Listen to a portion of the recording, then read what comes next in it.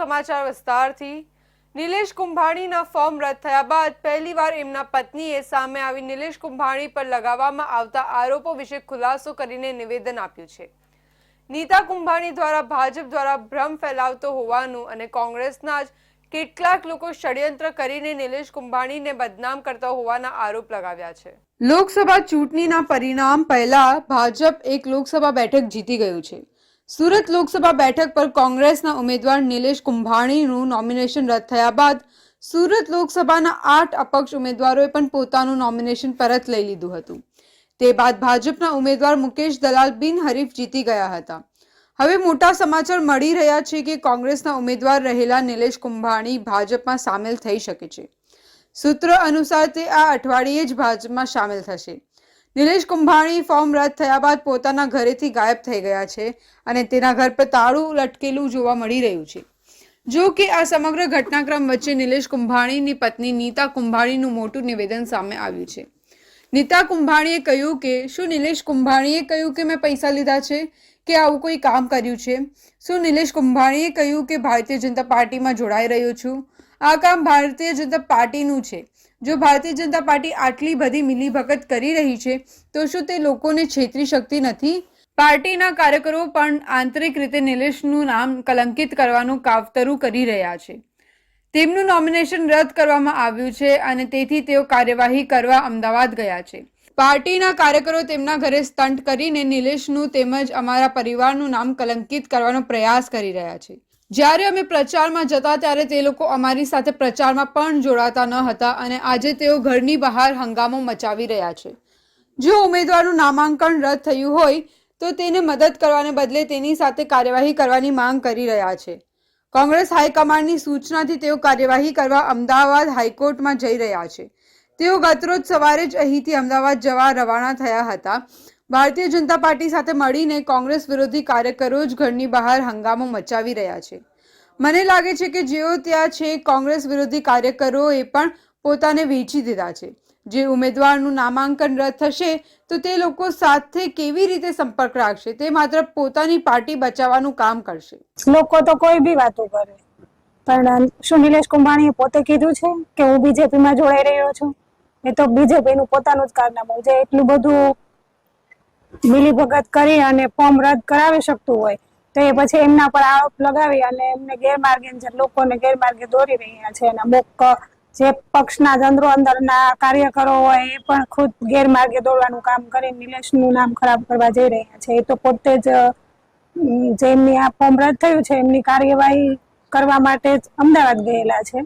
કોંગ્રેસના કાર્યકર્તાઓ આપને ત્યાં આવે છે, કેટલી ચિંતા છે નિલેશભાઈ? એને કોઈ ચિંતા નથી। અમુકનું આવી અને નિલેશ નું નામ બદનામ કરી રહ્યા છે। અત્યારે એમને જયારે વોટ માંગવાનો હતો ત્યારે પક્ષ તરફથી વોટ માંગવા એ કાર્યકર્તાઓ કોઈ આગળ નહોતા આવ્યા, પણ અત્યારે જયારે ઉમેદવારને ખુદ એની જરૂર છે કે કઈ રીતે આ રદ થયું છે ફોર્મ, તો આપણે ઉમેદવારની સાથે રહીને બધી કમિશનર ઓફિસમાં અને જે કલેક્ટર ઓફિસ હતી ત્યાં તેમને જવું જોઈએ, એને બદલે ત્યાં કોઈ સાથે ન રહ્યા અને અત્યારે અહીંયા આવીને ઘરે આવીને પરિવારને બદનામ કરે છે અને ખોટે ખોટું નિલેશ કુંભાણીનું નામ જ ખરાબ કરવાનો એનો ઈરાદો છે। હાઈકોર્ટમાં અપીલ કરવા ગયા, પક્ષની સાથે જ રહીને ગયા છે। એમને ઉપરથી કોંગ્રેસના બધા નેતાઓની જે ઓર્ડર થતા હોય એ પ્રમાણે કામ કરતા હોય અને એ જયારે અહીંથી અપીલ કરવા ઘરેથી કાલે સવારે નીકળ્યા ને ત્યાર પછી અને અમે પરિવારના સદસ્યો જયારે ઘરની બહાર કામ માટે ગયેલા હતા ત્યારે પાછળથી આવી અને અમુક કાર્યકરો કે બીજેપીના કાર્યકરો હોય કે એમનું કાવતરું હોય કે પછી અંદર જે રોષે ભરાયેલા કોંગ્રેસના કાર્યકરો હોય એમનું કામ હોય કે જે હોય તે જે એ લોકો બી વેચાઈ ગયેલા હોય, જે આવડું મોટું પ્લાન કર્યું છે કે ઉમેદવારી પત્ર રદ કર્યું છે તો પછી અત્યારે બી એ આ બધું કરી રહ્યા છે અને નિલેશનું નામ ખરાબ કરી રહ્યા છે।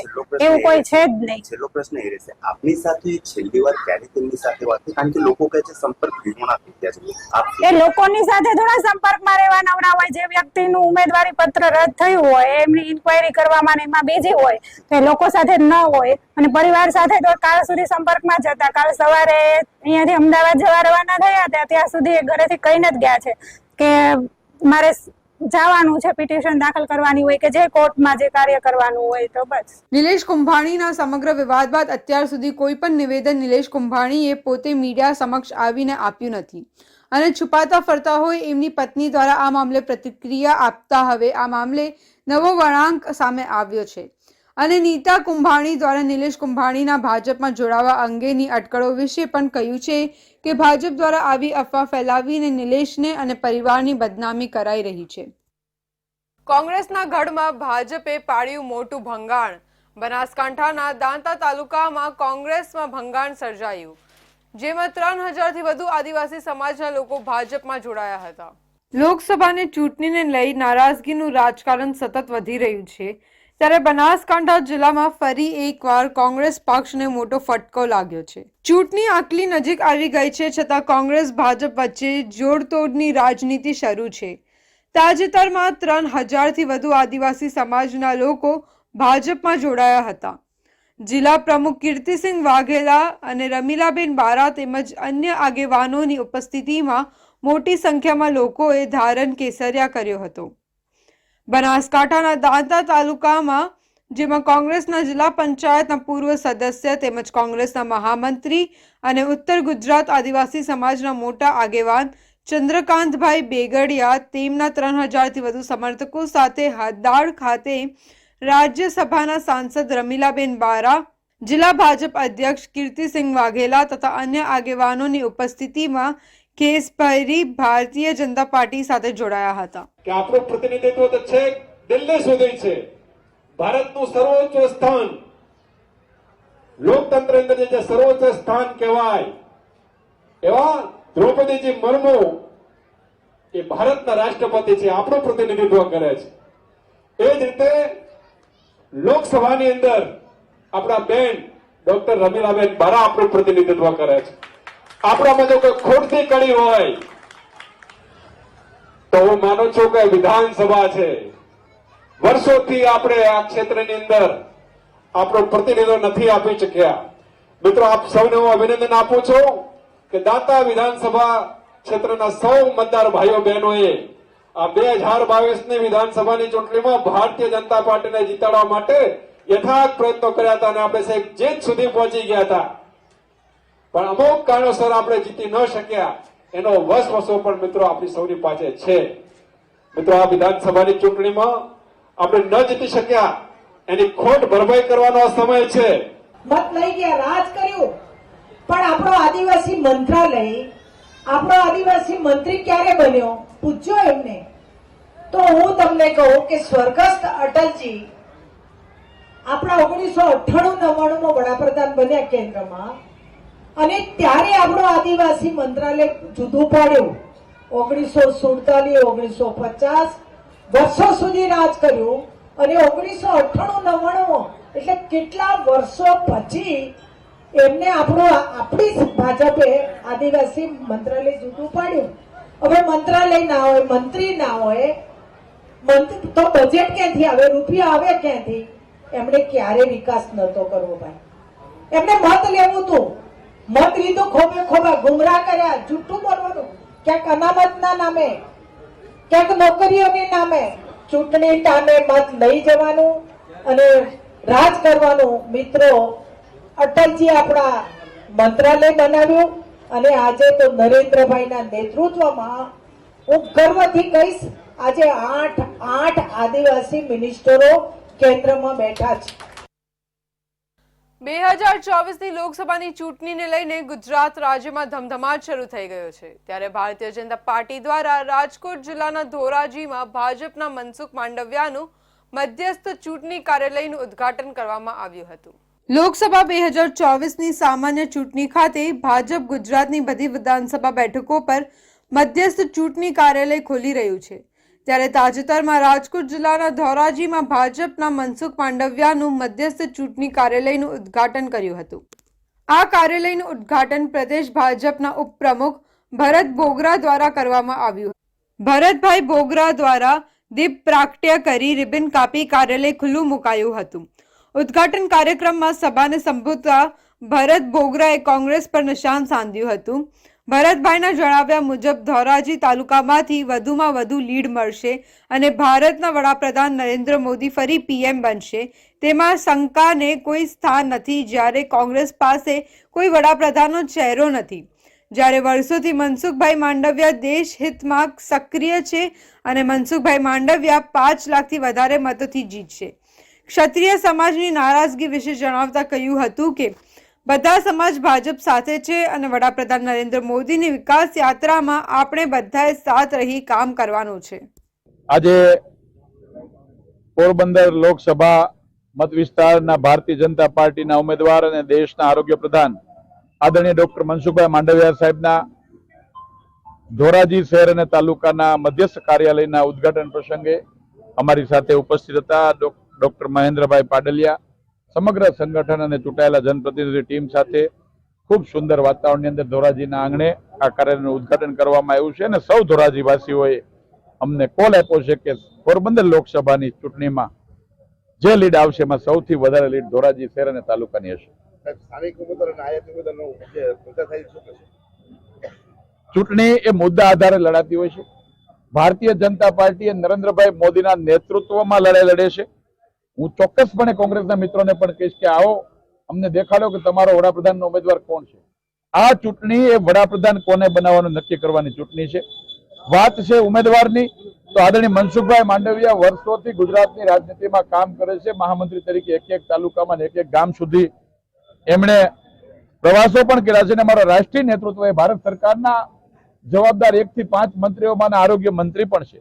તો ભરૂચ લોકસભા ઉમેદવાર ચૈતરભાઈ વસાવાએ જંબુસર શહેરમાં લોક સંપર્ક કર્યો હતો, ત્યારે ચૈતર વસાવા જાતે દુકાનમાં જલેબી પાડવા બેસી ગયા હતા। આગામી દિવસોમાં લોકસભાની ચૂંટણી યોજના છે અને દરેક પક્ષો પોતપોતાની રીતે ચૂંટણી પ્રચારનો ધમધમાટ શરૂ કર્યો છે। ભરૂચ લોકસભા ઇન્ડિયા ગઠબંધનના ઉમેદવાર ચેતરભાઈ વસાવા દ્વારા જંબુસર શહેરી વિસ્તારમાં લોક સંપર્ક માટે એસટી ડેપો સર્કલ પાસે આવી પહોંચ્યા હતા। પ્રચાર દરમિયાન ચેતર વસાવા એક રસ્તામાં આવતી દુકાનમાં જલેબી પાડવા પણ બેસી ગયા હતા અને કાર્યકરો પણ ચોંકી ઉઠ્યા હતા કે ચેતર વસાવા પણ જાતે ઉમેદવાર થઈને જલેબી પાડવા બેસી ગયા છે।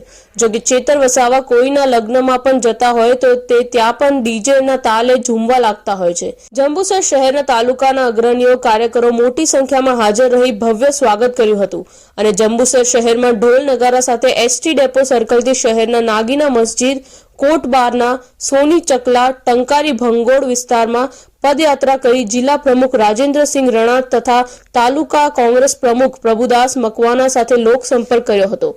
લોક સંપર્ક દરમિયાન શહેરીજનો દ્વારા ઠેર ઠેર ઉષ્માભર્યું સ્વાગત કરતા નજરે પડ્યા હતા। चेतरभाई तुम आगे बढ़ो, हम तुम्हारे साथ है ना नारा गुंजाता था। लोक संपर्क दरमियान नगरपालिका विपक्ष नेता साकिरभाई मलिक, यूथ कांग्रेस प्रमुख केतनभाई मकवाना, मुस्ताकभाई कारभारी, जावेदभाई तलाटी, कादर बेग मिर्जा सहित नगरपालिका सदस्यों अग्रणीओ कार्यक्रम में मोटी संख्या में हाजर रहा था। आज अमे जंबूसर शहरना प्रवासे छे। प्रचारना भागरूपे अमे ज्यारे बजारमां फरीए छे त्यारे तमाम लोग, तमाम वडीलो, माता बहनों अमारुं स्वागत करे छे, अमने आवकारे छे। साथे साथे छेल्ला 6 टर्मथी 30 वर्षथी भाजपना सांसद अने नगरपालिकामां पण एमनी सरकार छे, छतांय जंबूसरना लोकोनी वेदना छे आजे के गटर लाइननी व्यवस्था नथी, मीठा पाणीनी व्यवस्था नथी। અહીં દરેક પ્રોજેક્ટો માટે કરોડો રૂપિયા આવે છે, પાણીના પ્રોજેક્ટ માટે પણ 22 કરોડ રૂપિયાનો ખર્ચો બતાવી દેવામાં આવ્યો છે, છતાંય આજે મીઠું પાણી લોકો સુધી પહોંચ્યું નથી। ભરૂચ લોકસભા બેઠક પર ઇન્ડી ગઠબંધનના ઉમેદવાર ચેતર વસાવા જંબુસર પંથકમાં ચૂંટણી પ્રચારમાં હતા, ત્યારે પ્રચાર દરમિયાન ફરસાણની એક દુકાન પર જલેબી બની રહી હોય ચેતર વસાવા ત્યાં બેસી ગયા હતા અને જલેબી બનાવવા લાગ્યા હતા। સમગ્ર દેશમાં હાલ ચૂંટણીને કારણે રાજકારણમાં ગરમાટો આવ્યો છે અને અત્યાર સુધીમાં યોજાયેલી 17 લોકસભા ચૂંટણીમાં વલસાડ બેઠક જે પાર્ટીના ઉમેદવારે જીતી હોય એની જ કેન્દ્રમાં સરકાર બની હોવાનો ઇતિહાસ રહ્યો છે, ત્યારે આ લોકસભા ચૂંટણીમાં કોંગ્રેસ ભાજપ બંને પક્ષ એડી ચોટીનું જોર આ બેઠક જીતવા લગાવી રહ્યા છે. દક્ષિણ ગુજરાતનો છેલ્લો જિલ્લો વલસાડ. અહીંથી મહારાષ્ટ્રની સરહદ શરૂ થાય છે. વલસાડ જિલ્લો તેની વલસાડી હાફૂસ અને ચીકુ, તિથલ દરિયા કિનારો, ડાંગની ઓર્ગેનિક ખેતી, સહકારી મંડળીઓ અને ઉમરગામના ફિલ્મી સ્ટુડિયોથી જાણીતો વિસ્તાર છે. વલસાડ એટલે સૌથી મોટી આદિવાસી વોટ બેંક. એમાં પણ આદિવાસીની પેટા જ્ઞાતિ ઘોડિયા પટેલ વધારે. આ વખતે વલસાડ બેઠક પરથી ભાજપે ધવલ પટેલને ટિકિટ આપી છે, તો કોંગ્રેસ લડાયક આદિવાસી નેતા અનંત પટેલને મેદાનમાં ઉતાર્યા છે. વલસાડ સીટ પરથી કોંગ્રેસના નાનુભાઈ પટેલ 5 ટર્મ જીત્યા. 2019માં કોંગ્રેસમાંથી જીતુભાઈ ચૌધરી લડ્યા હતા પણ હાર્યા છે. પછી વિધાનસભા જીતીને સરકારમાં મંત્રી બન્યા. ભારતની પહેલી લોકસભાની ચૂંટણી 1951માં થઈ ત્યારે વલસાડ બેઠક ન હતી, પણ આ વિસ્તારના અમુક ભાગ સુરત બેઠકમાં આવતો. 1957માં વલસાડ બેઠક અલગ થઈ ત્યારે પ્રજા સમાજવાદી પાર્ટી અને કોંગ્રેસ વચ્ચે ટક્કર હતી, જેમાં કોંગ્રેસના નાનુભાઈ પટેલ 1957થી 1971 4 ટર્મ જીત્યા અને પછી 1977ની ચૂંટણી ભારતીય લોક દળમાંથી લીડ લડીને જીત્યા. આ રીતે સીટ પરથી નાનુભાઈ પટેલ 5 ટર્મ સાંસદ રહ્યા. વલસાડ સીટ પર 1996માં ભાજપને પહેલી જીત મળી. મનીભાઈ ચૌધરી 3 વખત ભાજપમાંથી જીત્યા. પછી 2004ની ચૂંટણીમાં ફરી વલસાડ સીટ કોંગ્રેસ પાસે ગઈ. 2009માં પણ કોંગ્રેસનો વિજય થયો. કોંગ્રેસમાંથી 2 વાર કિશન પટેલ જીત્યા. એ પછી 2014 અને 2019માં મોદી લહેરના કારણે વલસાડ બેઠક પર ભાજપની જીત થઈ.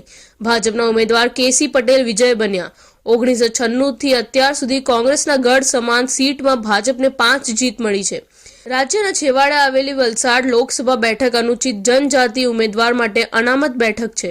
લોકસભા ચૂંટણીમાં સમગ્ર દેશની નજર વલસાડ લોકસભા બેઠક પર હોય છે. એવી માન્યતા રહી છે કે વલસાડ બેઠક જે જીતે તેની કેન્દ્રમાં સરકાર બને છે. વલસાડ બેઠકના પરિણામ પર કેન્દ્રીય સરકાર રચાય છે અને એનો આધાર પણ છે. વર્ષ 2004 અને 2009ની લોકસભા ચૂંટણી કોંગ્રેસના કિશન પટેલે જીતી હતી અને કેન્દ્રમાં યુપીએની સરકાર બની હતી. તો 2014 અને 2019ની બંને લોકસભા ચૂંટણીમાં ભાજપના કેસી પટેલે વિજેતા બન્યા હતા અને કેન્દ્રમાં નરેન્દ્ર મોદીના નેતૃત્વમાં એનડીએની સરકાર રચાઈ હતી. વલસાડ લોકસભાનું બેઠકનું કોંગ્રેસ માટે આગવું મહત્વ છે. વલસાડના ધરમપુર પાસેની લાલ ડુંગરી મેદાન રાજકીય રીતે મહત્વ રહ્યું છે. લાલ ડુંગરી મેદાને કોંગ્રેસ નસીબ બનતું માને છે. વાત છે 1980ની, જ્યારે ઇન્દિરા ગાંધી 1975ની કટોકટી બાદ ફરી રાજકીય રીતે સશક્ત બનતા હતા. 1980ની વયગાળાની ચૂંટણીમાં ઇન્દિરા ગાંધીને પોતાને ફરીથી તાકાતવર નેતા તરીકે પ્રસ્થાપિત થવા માટે યોગ્ય સ્થળની આવશ્યકતા હતી. આ સમયે કોંગ્રેસે અને ઇન્દિરા ગાંધીએ 1980ની વયગાળાની ચૂંટણીના પ્રચાર અભિયાનનો પ્રારંભ લાલ ડુંગરી મેદાનેથી કર્યા હતા. 1980માં ઇન્દિરા ગાંધીએ વિજય પ્રાપ્ત કરી ફરીથી સત્તા હાંસલ કરી વિપક્ષોને ખામોશ કર્યા હતા. કોંગ્રેસ માટે લાલ ડુંગરી મેદાન સુકન્યાનું રહ્યું છે. વલસાડ લોકસભા સીટ હેઠળ 7 વિધાનસભા વિસ્તાર આવે છે: ડાંગ, વાંસદા, ધરમપુર, વલસાડ, પારડી, કપરાડા અને ઉમરગામ. 2022ની વિધાનસભા ચૂંટણીમાં વલસાડ લોકસભા મતક્ષેત્રની 7 પૈકી 6 બેઠકો પર ભાજપે વિજય હાંસલ કર્યો છે, જ્યારે વાંસદા વિધાનસભા બેઠક પર કોંગ્રેસના આદિવાસી આગેવાન અનંત પટેલ વિજય બન્યા હતા. આ જ અનંત પટેલને કોંગ્રેસે ટિકિટ આપી છે. રાજ્યના સૌથી પછાત તાલુકાના આ વિસ્તારના કપરાડાનો સમાવેશ થાય છે. 2022ની ચૂંટણીમાં ભાજપને કુલ 6.90 લાખ મત મળ્યા હતા, તો કોંગ્રેસને 3.50 લાખ અને આમ આદમી પાર્ટીને 2.62 લાખ મત મળ્યા હતા. સમગ્ર દેશમાં ચૂંટણીની તૈયારી જોરશોરમાં ચાલી રહી છે. તેવા સમયે પ્રધાનમંત્રીના વિરોધમાં જૂનાગઢના એક યુવાન દ્વારા અભદ્ર ટિપ્પણી કર્યા હોવાનું સામે આવ્યું હતું. પોલીસે આ યુવકની જૂનાગઢથી ધરપકડ કરી હતી. સમગ્ર દેશ જ્યારે ચુનાવના માહોલમાં રંગાયેલો છે, ત્યારે વડાપ્રધાન નરેન્દ્ર મોદી વિરુદ્ધ આઈ લવ જૂનાગઢ ગ્રુપમાં એક યુવકે અભદ્ર ગાળો સાથે ટિપ્પણી કરી હતી. આ અભદ્ર ટિપ્પણી કરનાર યુવક સામે ફરિયાદ નોંધાવવામાં આવી હતી. ત્યારે પીએમ મોદી વિરુદ્ધ અપમાનજનક ટિપ્પણી કરનાર યુવકની જૂનાગઢ એસઓજી પોલીસ દ્વારા જૂનાગઢથી ધરપકડ કરવામાં આવી છે. હૈદર કુરેશી નામના યુવાન દ્વારા પીએમ મોદી માટે સોશિયલ મીડિયા પર આપત્તિજનક ટિપ્પણી કરી હતી. જાણવા મળ્યું છે કે આ યુવક જૂનાગઢનો રહેવાસી છે. હૈદર નામના યુવક દ્વારા પીએમ મોદી માટે આપત્તિજનક ટિપ્પણી આઈ લવ માય જૂનાગઢ નામના વોટ્સએપ ગ્રુપ પર કરાઈ હતી. એટલું જ નહીં, તેને સોશિયલ મીડિયા પર પણ પીએમ મોદી વિરુદ્ધ ખરાબ શબ્દો વાપર્યા હતા. બાદમાં પોસ્ટ ડિલીટ કરી દેવામાં આવ્યો હતો. ત્યારે સમગ્ર મામલો બહાર આવતા જૂનાગઢ પોલીસ દ્વારા ગુનો દાખલ કરાયો છે અને આઈપીસી 153B 505(2) અને 504 મુજબ ગુનો દાખલ કરીને વધુ તપાસ હાથ ધરી છે. હેડર ઇકબાલભાઈ કુરેશી નામના શખ્સે જૂનાગઢના વોટ્સઅપ ગ્રુપ તેમજ ઇન્સ્ટાગ્રામ મારફતે બે કોમ વચ્ચે વૈમનસ્ય ફેલાય અને ધાર્મિક લાગણી દુભાય એ પ્રકારની પોસ્ટ કરેલી અને ત્યારબાદ ડિલીટ કરેલી તેમજ દેશના માનનીય પીએમ સર વિરુદ્ધ પણ અપમાનજનક શબ્દો પ્રયોગ કરતી પોસ્ટ કરેલી ડિલીટ કરેલી. તો આમ છે બે કોમ વચ્ચે વૈમનસ્ય ફેલાવતી પોસ્ટ કર્યા બાદ ડિલીટ કરી પુરાવાનો નાશ કરેલો, જે બાબતની ગંભીરતાને ધ્યાને લઈ એસઓજી મારફતે તપાસ કરતા આ જે હેદર કુરેશી નામના શખ્સ વિરુદ્ધ આઈપીસીની કલમ 153B 505(2) 504 201 મુજબ છે એ ડિવિઝન પોલીસ સ્ટેશનમાં ગુનો દાખલ કરવામાં આવ્યો છે. હાલ તેની તપાસ એ ડિવિઝનના પીઆઈસી કરી રહેલ છે. આ ઉપરાંત હાલ ઇલેક્શનની આદર્શ આચારસંહિતા અમલમાં છે, તો આપના માધ્યમથી પણ હું તમામ જૂનાગઢવાસીઓને અપીલ કરીશ કે કોઈ પણ જાતિ, સમૂહ કે ધાર્મિક લાગણી દુભાય એ પ્રકારની કોઈ પણ પ્રકારની પોસ્ટ કોઈ કરવી નહીં. જૂનાગઢ પોલીસ સોશિયલ મીડિયા પર સતત મોનિટરિંગ છે. આ પ્રકારની જો કોઈ પોસ્ટ કરશે તો તેમને વિરુદ્ધ છે કાયદેસરની કાર્યવાહી કરવામાં આવશે. શિક્ષણ મંત્રી ડોક્ટર કુબેર ડિંડોરે કાર્યકરો સાથે હોળીમાં બેસી મહીસાગર જિલ્લાના કડાણાના રાત ડાબેટ ખાતે જનસંપર્ક કાર્યક્રમ યોજ્યો હતો. તેમને અનોખી રીતે પ્રચાર કરી પ્રચાર શરૂ કર્યો હતો તેમજ આ વિસ્તારના લોકો પાસે વિકાસને લઈ મતની માંગણી કરી હતી. આગામી 7 મેના રોજ સમગ્ર રાજ્યમાં ચૂંટણી યોજાવાની છે, ત્યારે તમામ ઉમેદવારો પોતાના પ્રચાર પ્રસાર કાર્યક્રમોથી મતદારોને રીઝવવાનો પ્રયાસ આકરી રહ્યા છે. ત્યારે દાહોદ લોકસભામાં આવતા સંતરામપુર વિધાનસભા મત વિસ્તારમાં રાજ્યના શિક્ષણ મંત્રી ડોક્ટર કુબેરભાઈ ડિંડોર સાંસદ જશવંતસિંહ ભાભોર માટે હોડીમાં સફર કરી પ્રચાર કરવા પહોંચ્યા હતા. કડાણા ડેમના પાણીમાં મધ્યે આવેલો છે રાથડા બેટ કે જ્યાં અવર જવર કરવા માટે માત્ર એક જળ માર્ગ જ વિકલ્પ છે. ત્યારે મંત્રીજી પોતાના કાર્યકર્તાઓ સાથે હોડીમાં સવાર થઈ રાથડા બેટ પ્રચાર અર્થે પહોંચ્યા હતા. અહીંયા અંદાજિત 1000થી વધુ લોકો વસવાટ કરે છે, જ્યાં 700થી વધુ લોકોનું મતદાન છે. ત્યારે આવનાર સમયમાં અહીંયા પુલ બનાવવા માટે પણ કુબેરભાઈ ડિંડોરે વાત કરી છે, જેથી લોકોને નાવડીમાં સફર ન કરવી પડે અને પુલના માધ્યમથી લોકો કિનારેથી આસાનીથી રાથડા બેટ પહોંચી શકે. શિક્ષણ મંત્રીએ ભાજપના વિકાસની નાવમાં વિકાસના નામે પ્રચાર કર્યો હતો. તે સાથે શિક્ષણ મંત્રીએ છેલ્લા ઘણા સમયથી હોડી કેચી પરિવહન કરતા બેટ વિસ્તારના લોકો માટે પુલની માંગણી પણ મંજૂર કરી હતી. લોકસભા 2024ની ચૂંટણી નજીક આવતા સમગ્ર રાજ્યમાં લોકો પોતાના શક્તિ પ્રમાણે મતદાન જાગૃતિ માટે કાર્યક્રમ યોજી રહ્યા છે. ત્યારે પાલનપુરમાં પણ નગરપાલિકા દ્વારા મતદાન જાગૃતિ માટે રેલી યોજાઈ હતી. બનાસકાંઠા વહીવટી તંત્ર દ્વારા લોકસભાની ચૂંટણીમાં જિલ્લામાં 100% મતદાન થાય તે માટે અવનતા કાર્યક્રમો કરી લોકોમાં જાગૃતિ લાવવાના પ્રયાસો હાથ ધરવામાં આવી રહ્યા છે. તે જ રીતે પાલનપુર નગરપાલિકા દ્વારા ગુરુવારે વહેલી સવારે નગરપાલિકા કચેરીના સમય પહેલા મતદાન જાગૃતિ રેલીનું આયોજન કરવામાં આવ્યું હતું. આ રેલી પાલનપુર નગરપાલિકા કચેરી ખાતેથી નીકળી મતદાન જાગૃતિના બેનરો સાથે શહેરના મુખ્ય માર્ગો ઉપર પરિભ્રમણ કરી નગરપાલિકા ખાતે સમાપન કરવામાં આવી હતી. લોકતંત્રનો ભાગ્ય વિજ્ઞાતો હોય છે જાગૃત મતદાતા.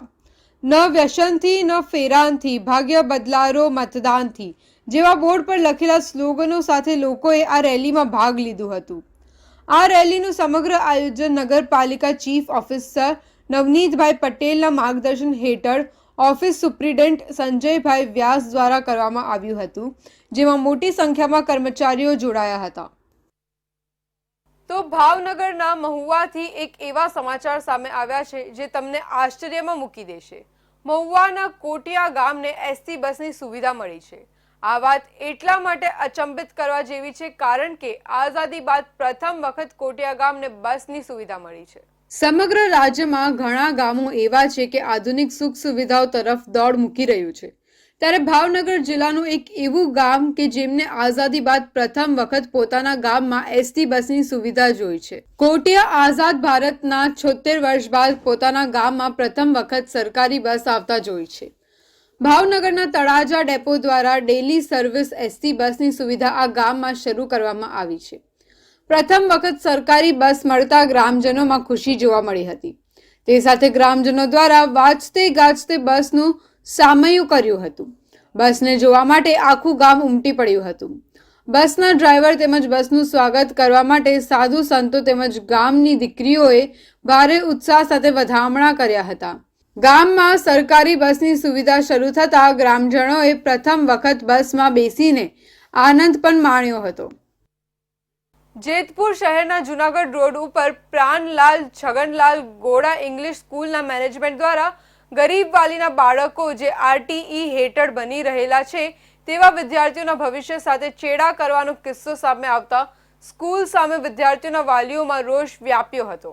જેતપુર શહેરના જુનાગઢ રોડ ઉપર આવેલ GK એન્ડ CK કોલેજની અંદર આવેલ શ્રી પ્રાણલાલ છગનલાલ ગોડા ઇંગ્લિશ સ્કૂલના મેનેજમેન્ટ દ્વારા ગરીબ વાલીના બાળકો જે સરકારના નિયમો મુજબ RTE હેઠળ ભણી રહેલા છે તેવા વિદ્યાર્થીઓના ભવિષ્ય સાથે ચેડા કરવાનો કિસ્સો સામે આવતા સ્કૂલ સામે વિદ્યાર્થીઓના વાલીઓમાં રોષ વ્યાપ્યો હતો. તેમજ સ્કૂલ મેનેજમેન્ટ દ્વારા વાલા દવલાની નીતિ જેતપુર મામલતદારને આવેદનપત્ર પાઠવવામાં આવ્યું હતું. બનવાની વિગત મુજબ આજે શહેરની કોલેજ જે GK એન્ડ CK કોલેજ અંદર આવેલ શ્રી પ્રાણલાલ છગનલાલ ગોડા ઇંગ્લિશ સ્કૂલમાં સરકારના નિયમો અનુસાર રાઇટ ટુ એજ્યુકેશન એટલે કે EE કાયદા અંતર્ગત ગરીબ વિદ્યાર્થીઓને આ ખાનગી શાળામાં એડમિશન અપાય છે, પરંતુ મેનેજમેન્ટ દ્વારા વિદ્યાર્થીઓ સાથે ભેદભાવ કરતા હોવાનું સામે આવતા આજે આવા વિદ્યાર્થીઓના વાલીઓ સ્કૂલ ઉપર પહોંચ્યા અને સ્કૂલ મેનેજમેન્ટને રજૂઆત કરવામાં આવી હતી, પરંતુ સ્કૂલ મેનેજમેન્ટ દ્વારા કોઈ પણ પ્રકારના પ્રત્યુત્તર ના આપતા હોય જેથી વાલીઓમાં રોષ ફેલાયો હતો. મારી દીકરીનો વારો અહીંયા RTE હેઠળ મળેલ છે તો એમને ભેદભાવ કરીને અલગ બેસાડવામાં આવે છે અને અમે આગળ જાણેલું તો અમને એવી જાણવા મળેલું કે 4-5 વર્ષથી આ છોકરાઓને RTE હારે ભેદભાવ કરવામાં આવે છે. સરકાર એ લોકોને ગ્રાન્ટ આપે જ છે, અમારા છોકરાઓની ફી ચૂકવે જ છે, છતાં એ લોકો અલગ બેસાડે છે. અમે એમની પાસે લેખિતમાં માગેલું તો એ લોકોએ અમને એવું કીધેલું કે અમારે કોઈ લેખિતમાં આપવાની જરૂર નથી તમને, અમે જો તમે બહુ બળજબરી કરશો તમે પોલીસને બોલાવશો. એટલે અમે કીધું કે અમે કઈ તોડફોડ કરેલ ને તમે પોલીસને બોલાવો, તો એ લોકોએ પછી ફોન મૂકી દીધો, પછી ફોન નથી કરેલા. અમે હવે શાસના અધિકારીને અને DPO ઓફિસમાં આ બાબતની અરજી આપવાના છીએ. કાં અમને સ્કૂલ બદલાવી આપવામાં આવે અને કાં અમારો RTE રદ કરવામાં આવે, કાંઈ વાંધો નહીં. મારી ગર્લ્સનો PC ગોડા સ્કૂલમાં RTE અંતર્ગત હેઠળ એડમિશન મળેલ છે PC ગોડામાં. તો અત્યારે અમે આવેદનપત્ર આપવા આવેલ કે RTE ના સ્ટુડન્ટને PC ગોડા સ્કૂલમાં અલગથી બેસાડવામાં આવે છે રેગ્યુલર સ્ટુડન્ટની કમ્પેરિઝનમાં. તો એ બાબતે અત્યારે આવેદનપત્ર આપેલ છે. વાલીઓએ આવેદનપત્ર આપી રજૂઆતમાં જણાવ્યું હતું કે આ સ્કૂલ મેનેજમેન્ટ અને સ્કૂલના સ્ટાફ વિદ્યાર્થીઓ સાથે ઓરમાયું વર્તન કરતા હોવાનું સામે આવ્યું છે, જેમાં RTE નીચે ભણતા ગરીબ વાલીઓના બાળકોને સ્કૂલમાં નોખા ક્લાસરૂમમાં બેસાડવામાં આવી રહ્યા છે. તેમજ સ્કૂલમાં ફી ભરતા વિદ્યાર્થીઓને ટેબ્લેટમાં સ્માર્ટ અભ્યાસ આપવામાં આવી રહ્યો છે, જ્યારે RTEમાં લીધેલ ગરીબ વિદ્યાર્થીઓને પાઠ્યપુસ્તકો પણ અલગ આપવામાં આવતા હોય જેથી આ વિદ્યાર્થીઓને શિક્ષામાં પણ ભેદભાવ રાખવામાં આવી રહ્યું છે, જેથી વિદ્યાર્થીઓના વાલીઓમાં રોષની લાગણી વ્યાપી છે. આ નીતિ દૂર નહીં થાય તો વાલીઓ દ્વારા ઉગ્ર રીતે રજૂઆતો કરવામાં આવશે તેવી ચીમકી આપવામાં આવી હતી. તો આ હતા આજના મહત્વપૂર્ણ સમાચાર. ફરી મળીશું નવા સમાચાર સાથે. ત્યાં સુધી જોતા રહો ઇન્ડિયા ન્યૂઝ ગુજરાત.